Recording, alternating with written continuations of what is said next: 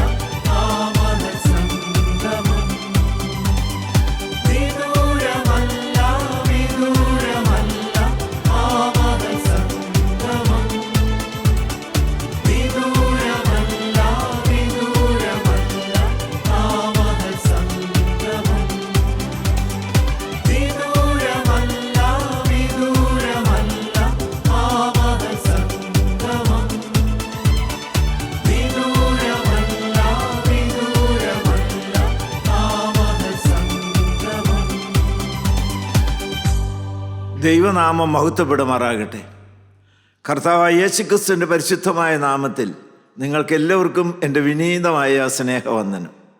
വിശുദ്ധ മത്തായിയുടെ സുവിശേഷം 11-ാം അധ്യായം 29-ാമത്തെ വാക്യം നമുക്ക് വായിച്ചു കേൾക്കാം. ഞാൻ സൗമ്യതയും താഴ്മയുമുള്ളവനാകയാൽ എൻ്റെ നുകമേറ്റുകൊണ്ട് എന്നോട് പഠിപ്പീൻ. കർത്താവായ യേശുക്രിസ്തു നമ്മെ ക്ഷണിക്കുകയാണ്. എന്തിനാണ് ക്ഷണിക്കുന്നത്? ചില കാര്യങ്ങൾ പഠിപ്പിക്കാൻ വേണ്ടിയിട്ടാണ്. അതിന് നാം എന്ത് ചെയ്യണം? കർത്താവായ യേശുക്രിസ്തുവിൻ്റെ നുകത്തിന് കീഴിൽ നാം അമിക്കപ്പെടണം. കർത്താവായ യേശുക്രിസ്തുവിൽ നിന്ന് അന്യപ്പെട്ട് നിന്നുകൊണ്ട്, മാറി നിന്നുകൊണ്ട്, ഗുരുവാകുന്ന യേശുവിൽ നിന്ന് വിട്ടു നിന്നുകൊണ്ട് കർത്താവായ യേശുക്രിസ്തുവിൻ്റെ ദിവ്യമായിരിക്കുന്ന പാഠങ്ങൾ നമുക്ക് പഠിക്കാൻ സാധ്യമാകുകയില്ല. എന്തെല്ലാമാണ് കർത്താവായ യേശുക്രിസ്തുവിൻ്റെ നുകത്തിന് കീഴിൽ ബന്ധിക്കപ്പെട്ട് ഈ ഗുരുവിൽ നിന്ന് ഒരു ശിഷ്യൻ പഠിക്കേണ്ടത്? നാം കഴിഞ്ഞ പ്രാവശ്യം എന്താണ് ധ്യാനിച്ചത്? 3 കാര്യങ്ങൾ.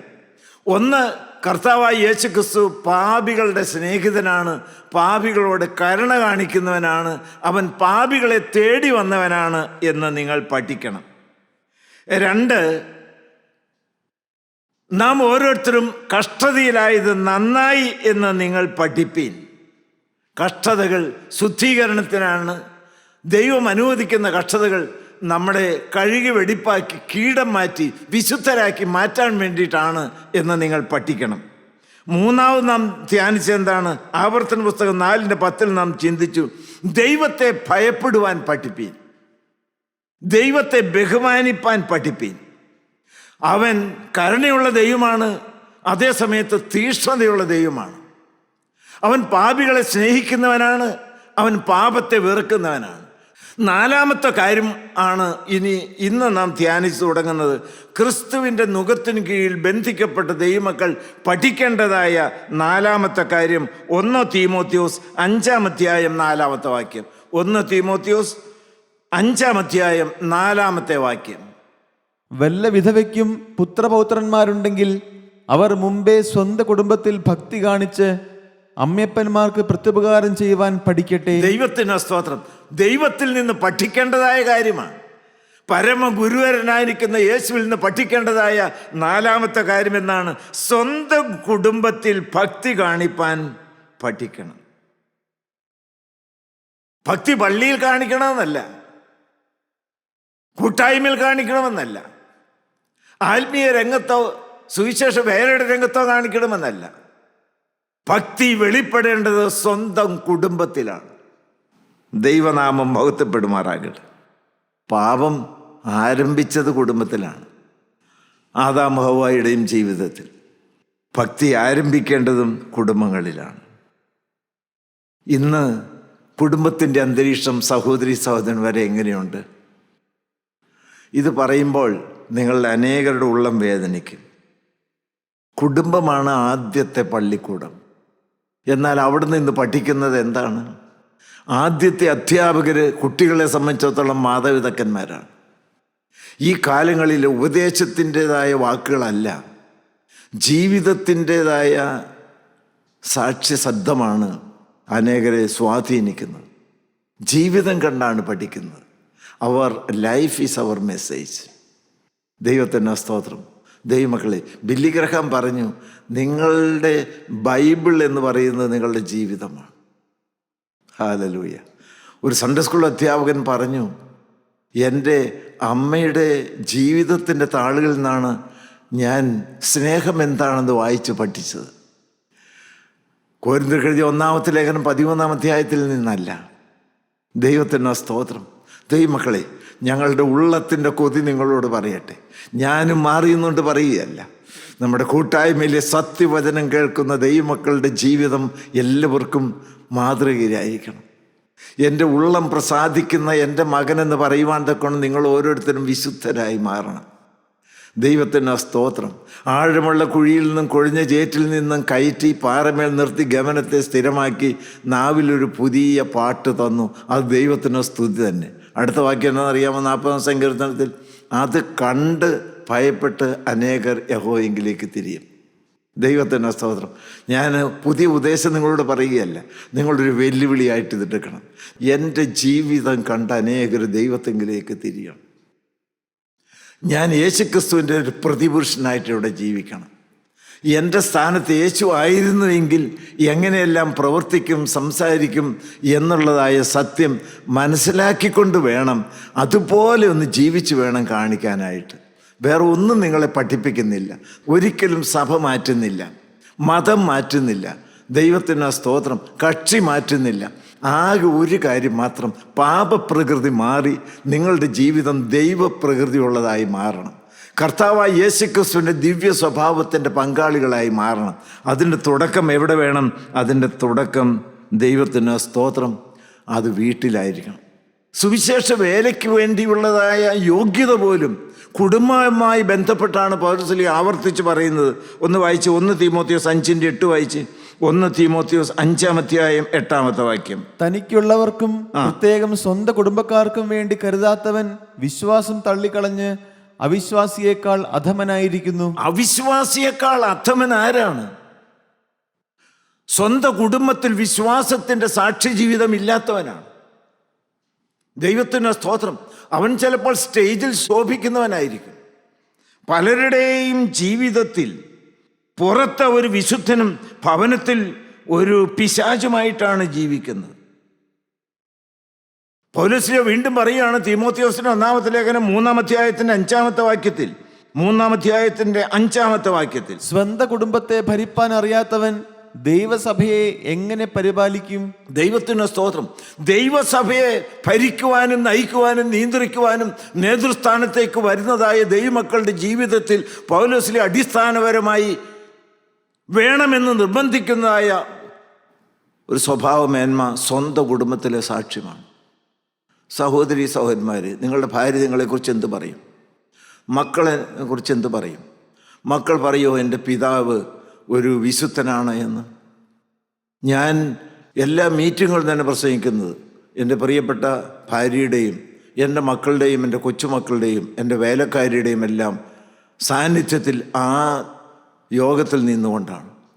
ദൈവത്തിന് ഞാൻ എന്തെങ്കിലും നല്ല വാക്കുകൾ പറഞ്ഞിട്ട് വീട്ടിൽ ചെന്ന് തോന്നിവാസം ജീവിച്ചു കഴിഞ്ഞാൽ എന്തിനാ ഇങ്ങനെ പ്രസംഗിക്കുന്നത് ചോദിക്കുന്നില്ലേ? ദൈവത്തിന് സ്തോത്രം. അതുകൊണ്ടാണ് ദൈവമക്കളെ നിങ്ങൾ പ്രാർത്ഥിക്കണം എനിക്ക് വേണ്ടിയിട്ട് എന്ന് ഞാൻ അപേക്ഷിച്ചിട്ടില്ലേ? ജീവിക്കുന്ന പോലെ പ്രസംഗിക്കണം, പ്രസംഗിക്കുന്ന പോലെ ജീവിക്കണം. ഹല്ലേലൂയ, ദൈവത്തിന് സ്തോത്രം. എൻ്റെ ജീവിതത്തിൽ ഒരു ഒരു ഒരു പ്രമാണം അതാണ്. എൻ്റെ ജീവിതം എന്ന് പറയുന്ന 5-ാമത്തെ സുവിശേഷമാണ്. ദൈവത്തിന് സ്തോത്രം. എൻ്റെ ജീവിതം ലോകം വായിക്കുന്ന ഒരു ബൈബിളായി മാറട്ടെ. നിങ്ങൾ ഓരോരുത്തരുടെയും ജീവിതം അപ്രകാരമായി മാറട്ടെ. അതിന് നിങ്ങൾ എന്ത് വേണം?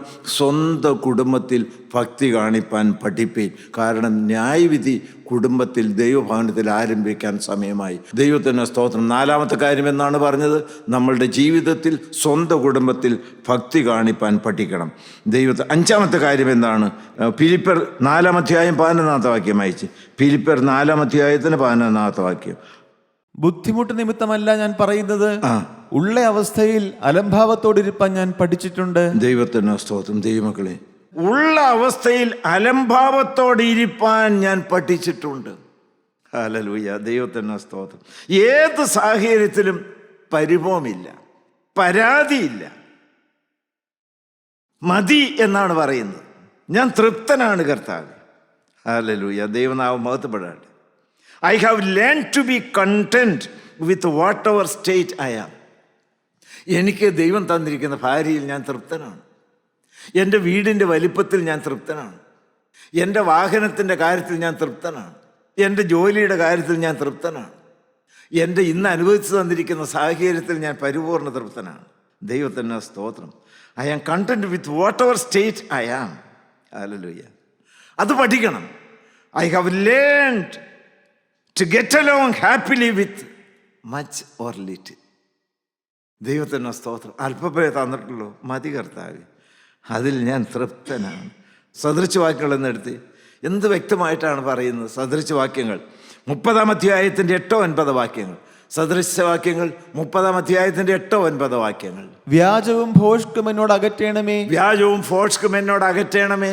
ദാരിദ്ര്യവും സമ്പത്തും എനിക്ക് തരാതെ, ദാരിദ്ര്യവും സമ്പത്തും എനിക്ക് തരാതെ നിത്യവൃത്തി തന്ന് എന്നെ പോഷിപ്പിക്കണമേ. അത് മതി കർത്താവേ. ദൈവത്തിന് അടുത്ത വാക്യം കൂടെ വായിച്ച്.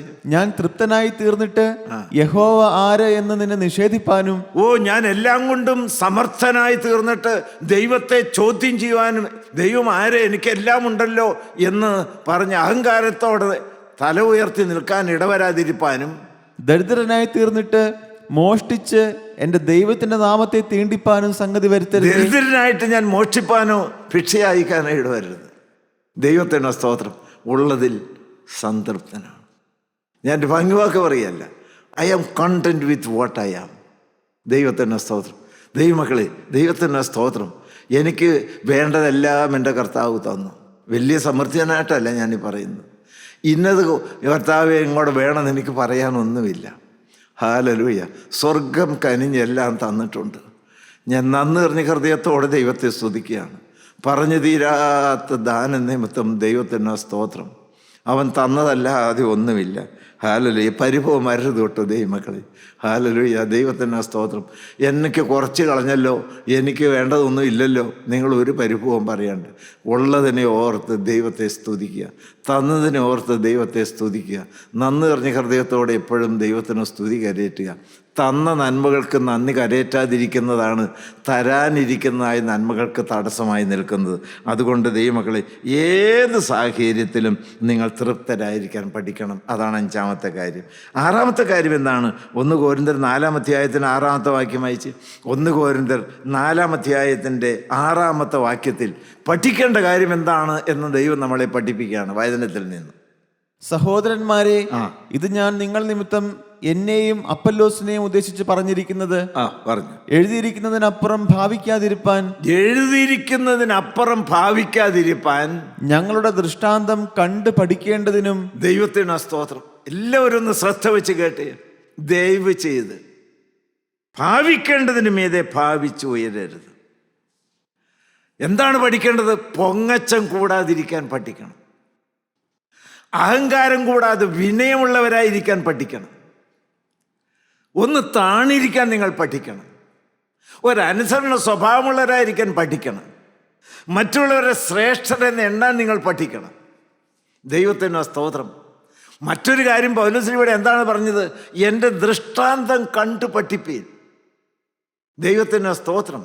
ദൈവമക്കളെ, നമ്മുടെ ജീവിതത്തിൽ എൻ്റെ ദൃഷ്ടാന്തം കണ്ടു പഠിക്കണം. ഫിലിപ്പിയർ 4:9 എന്താണ് പറയുന്നത്? ഫിലിപ്പിയർ 4-ാം അധ്യായത്തിൻ്റെ 9-ാമത്തെ വാക്യം. എന്നോട് പഠിച്ചും ഗ്രഹിച്ചും കേട്ടും കണ്ടുമുള്ളത് പ്രവർത്തിപ്പീൻ. ദൈവത്തിന് സ്തോത്രം. എന്ത് പ്രാഗൽഭ്യത്തോടാണ് പൗലോസ് പറയുന്നത്. ഞാനും ഭയത്തോടെയാണ് ഈ വാക്കുകൾ നിങ്ങളോട് പറയുന്നത്. ദൈവസന്നിധിയിൽ വചനവുമായിട്ട് എഴുന്നേറ്റ് നിൽക്കുന്ന ദൈവമക്കളുടെ ജീവിതത്തിൽ വേണ്ടതായ പ്രാഗൽഭ്യം ധന്യനായിരിക്കുന്ന പൗലോസ്ലീഹയോട് വെളിപ്പെടുത്തുകയാണ്. ദൈവത്തിന് സ്തോത്രം. തൻ്റെ പ്രിയപ്പെട്ട ശിഷ്യന്മാർക്ക് പൗലോസ്ലീഹ പറഞ്ഞു കൊടുക്കുന്നതാണ്, ഞാൻ നിങ്ങളുടെ എൻ്റെ ജീവിത മാതൃകയിൽ ചില കാര്യങ്ങൾ പഠിപ്പിച്ചിട്ടുണ്ട്.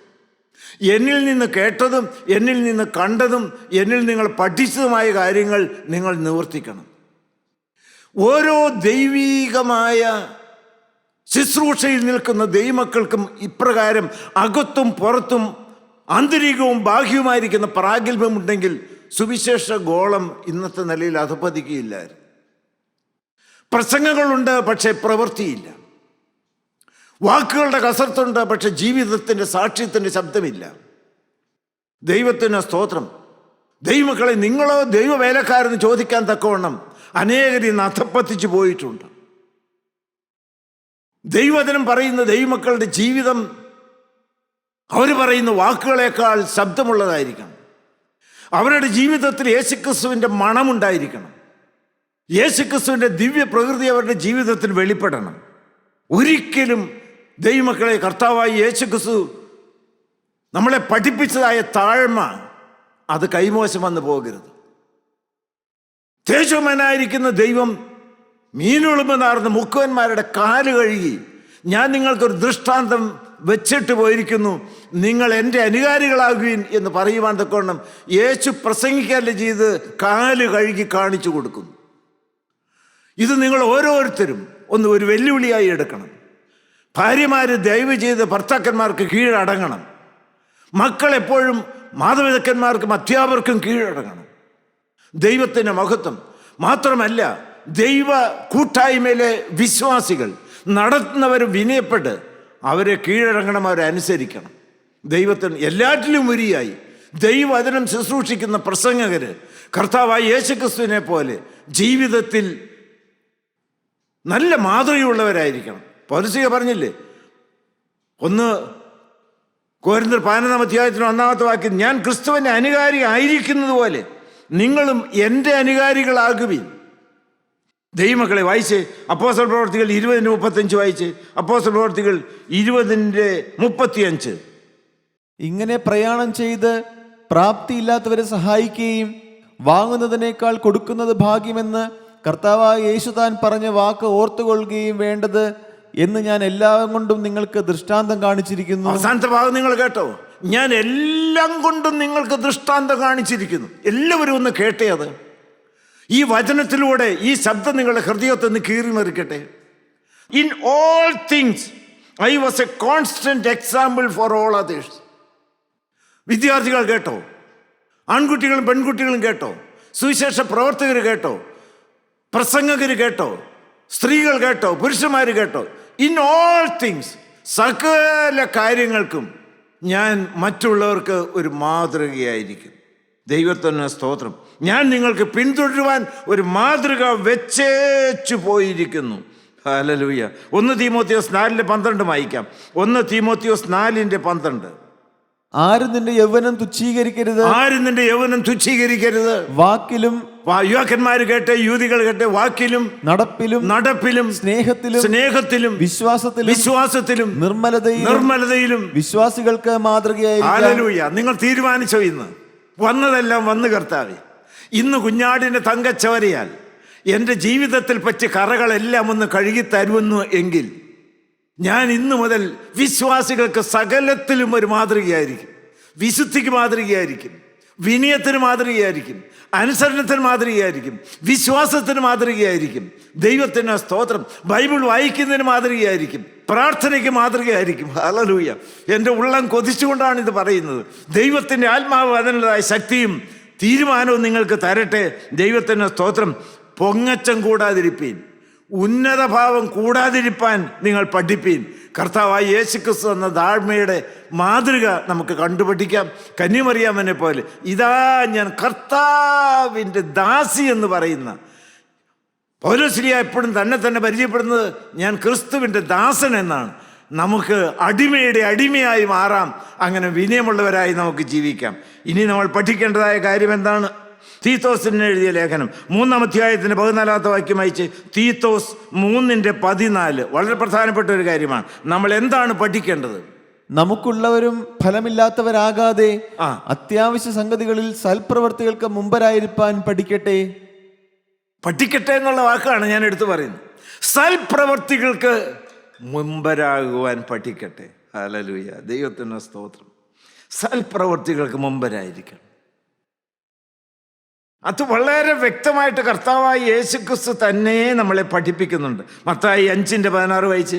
ഗിരിപ്രഭാഷണത്തിൽ കർത്താവ് പറയുന്നുണ്ട് എന്താണ് നമ്മൾ മറ്റുള്ളവർക്ക് മാതൃകയായിരിക്കണം. ഏത് വിധത്തിൽ? 5:16. അങ്ങനെ തന്നെ മനുഷ്യർ നിങ്ങളുടെ നല്ല പ്രവൃത്തികളെ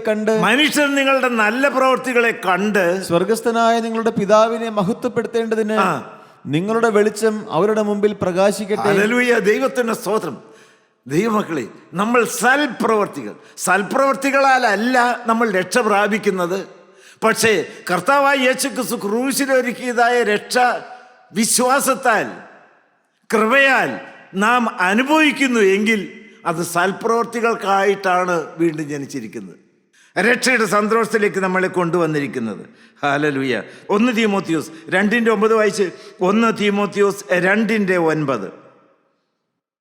അവണ്ണം സ്ത്രീകളും യോഗ്യമായ വസ്ത്രം ധരിച്ച് ലജ്ജാശീലത്തോടും സുബോധത്തോടും കൂടെ തങ്ങളെ അലങ്കരിക്കുക. ദൈവത്തിന് സ്തോത്രം.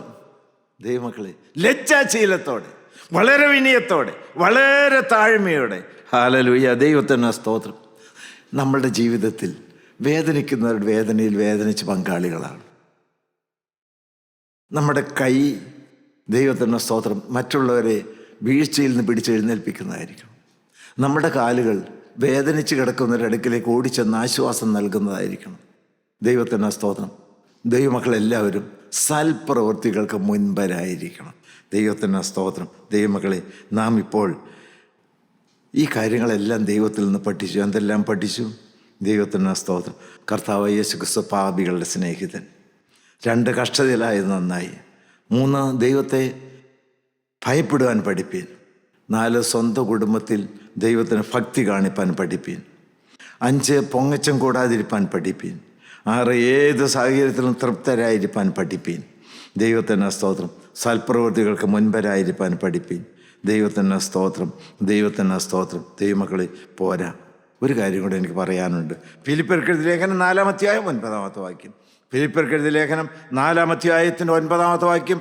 ഇതുവരെ പഠിച്ചതിൻ്റെ തുടർന്നുള്ളതായ അടിസ്ഥാനപരമായൊരു കാര്യം നിങ്ങളെ തെரியപ്പെടുത്തുകയാണ്. 4:9. എന്നോട് പഠിച്ചും ഗ്രഹിച്ചും കേട്ടും കണ്ടുമുള്ളത് പ്രവർത്തിപ്പീൻ. ദൈവത്തിന് സ്തോത്രം. ദൈവമക്കളെ, എന്നോട് പഠിച്ചും അറിഞ്ഞും കേട്ടും കണ്ടുമുള്ളത് ദൈവത്തിന് പ്രവർത്തിക്കണം.